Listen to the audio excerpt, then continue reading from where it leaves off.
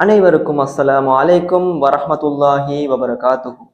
இன்று இந்த காணொளியில் இலங்கை நாட்டினுடைய முதலாவது செல்வந்தர் யார், அவருடைய வணிகம் என்ன, அதே போன்று அவருடைய வணிகத்துக்கும் பங்கு சந்தைக்கும் ஏதாவது தொடர்புண்டா என்பதை மிக தெளிவாக நாங்கள் இங்கு அவதானிப்போம். இலங்கை நாட்டினுடைய முதலாவது செல்வந்தராக இவ்வருடம் 2025ஆம் ஆண்டு ஹிஷார நாணயக்கார என்பவர் தெரிவு செய்யப்பட்டுள்ளார். அவருடைய சொத்து மதிப்பு 1.6 பில்லியன் அமெரிக்க டாலர்களாக மதிப்பீடு செய்யப்பட்டுள்ளது. இவர் மிகவும் சக்தி வாய்ந்த ஒரு தொழிலதிபராக கருதப்படுகின்றார். ஏற்கனவே இலங்கை நாட்டினுடைய முதல் செல்வந்தராக கருதப்பட்ட தம்மிக பெரேரா அவர்களை 2ஆம் இடத்துக்கு தள்ளி தற்பொழுது ஹிஷார நாணயக்கார் அவர்கள் இலங்கை நாட்டினுடைய முதலாவது செல்வந்தராக முன்னோக்கி வந்துள்ளார்.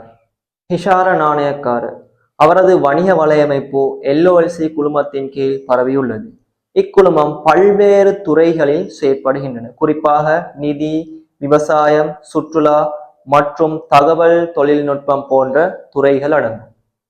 அவரது முக்கிய வணிகத் துறைகள் நிதி சேவை, LOLC finance PLC, LOLC development finance PLC, LOLC micro credit limited, LOLC life insurance limited, அதே போன்று செலான் பேங்க் PLC.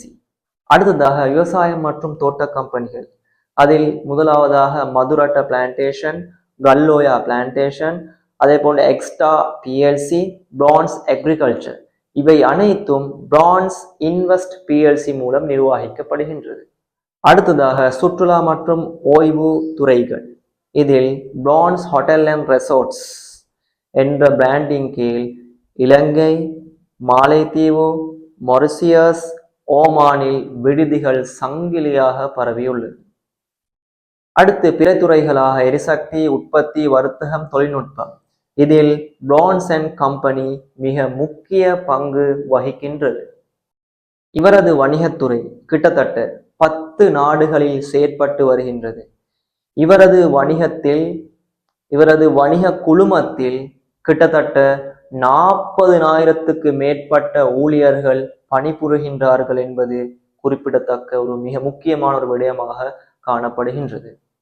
ஆகவே ஹிஷார நாணயக்கார இலங்கை நாட்டினுடைய முதலாவது செல்வந்தராக கருதப்படும் இவருடைய வணிகத் துறைகளில் அதிகமானது பட்டியல்படுத்தப்பட்ட கம்பெனிகளாகவே காணப்படுகின்றன.